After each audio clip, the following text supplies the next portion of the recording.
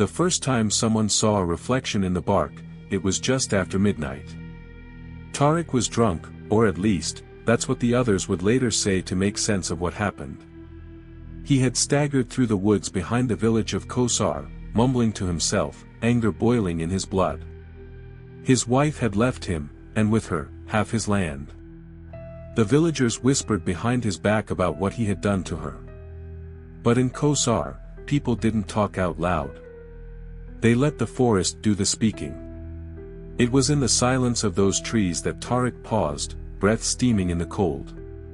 He leaned against the gnarled trunk of a black cedar, a tree older than any soul still breathing, and that's when he saw it. Not his reflection, but his sin. Carved in bark like polished glass, a face looked back at him. Bloated, beaten, gasping for air, the face of his wife, bruised and bloodied, just as she had looked that last night. Except she was smiling now. Not with fear. With hunger. Tariq screamed, stumbling back. His boot caught in a root and he crashed to the forest floor. When he looked again, the bark was just bark. Or so he thought. The next morning, they found him sprawled beside the tree. His eyes were missing. No blood. No sign of struggle. Just two perfect sockets, empty as the sky above. The forest fell quiet that week. But the trees had only just begun to whisper. The day after Tariq was buried, the village of Kosar grew restless. Children stopped playing near the tree line. Dogs whimpered at shadows. And old men who had once boasted of hunting wolves now refused to enter the forest after dusk. But it was Fatima, the widow who lived alone by the orchard, who saw the second reflection. She was pruning branches just past sunset, humming an old lullaby to keep her nerves settled. Her garden sat dangerously close to the forest's edge. Her hands paused when she saw it, a flicker in the bark of a narrow birch tree. A reflection. But not her face. It was her son, Haris. Dead 5 years now, drowned in the village well. Everyone had believed it an accident. But the image in the bark was clearer than any memory, Haris struggling against unseen hands. Her hands. Fatima's mouth went dry. She stepped back, knife trembling in her grip. The image grinned. She ran. That night, villagers heard the scream echo through the trees like a shattering mirror. They found her the next morning at her door, eyes wide open, lips torn, as if she had tried to rip out something from inside her mouth. She was still alive. Barely. Muttering only one phrase. It knows what I did, and it remembers. They brought the village elder to her, Hakim, a man who had long claimed that the forest had rules. Not myths. Laws. The trees, he whispered, don't just grow. They watch. And now they speak. But no one wanted to hear that. No one, except Adil. Adil had returned to Kosar only a month ago from Karachi, fleeing a failed life and debts no one would forgive.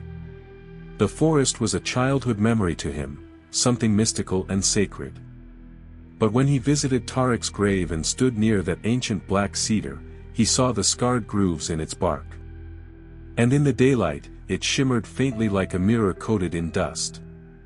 Adil stepped closer. At first, there was nothing.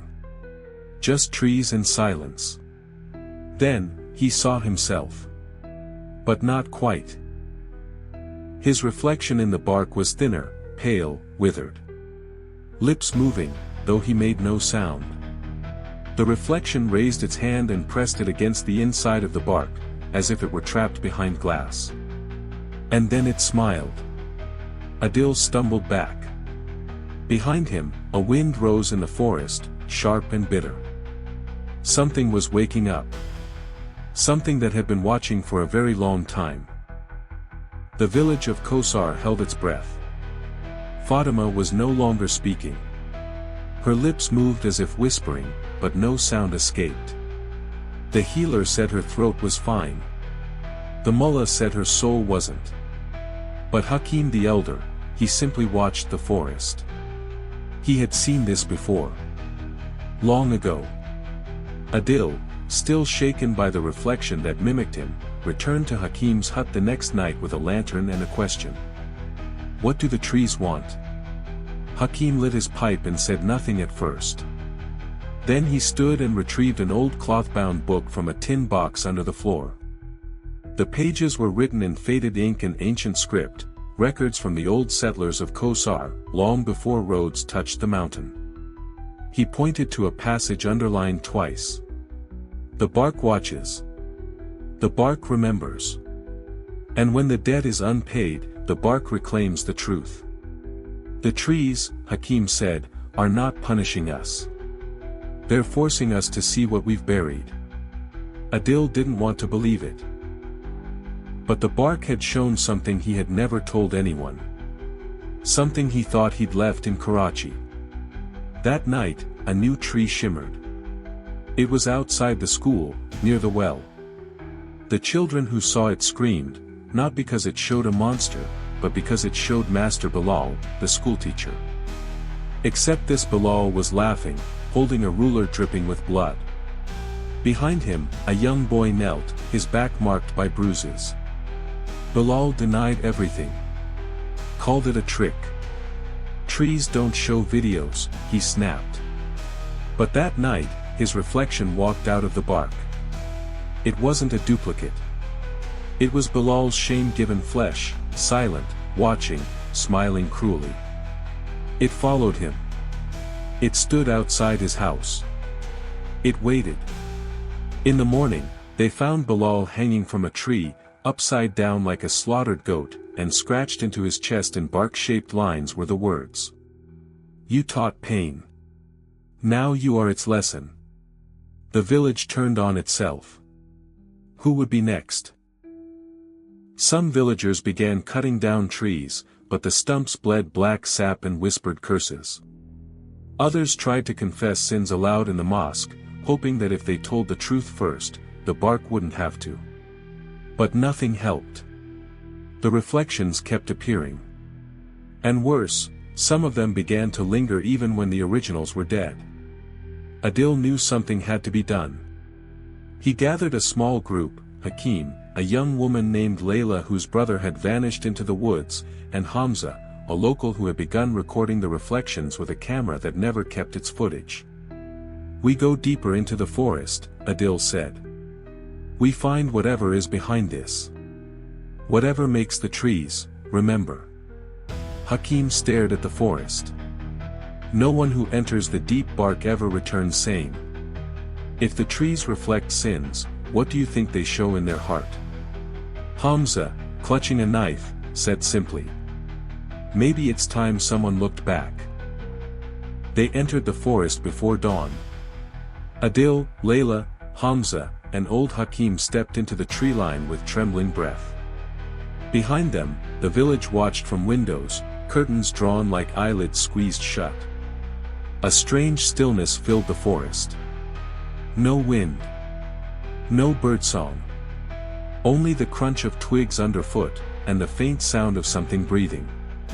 But not from any throat. It came from the trees themselves, as if the bark exhaled in sync with fear. For hours, they walked. But the deeper they went, the more unfamiliar the forest became. Trees twisted unnaturally, growing sideways, even upside down. Some trunks had faces, contorted, mid-scream. Not carved. Grown.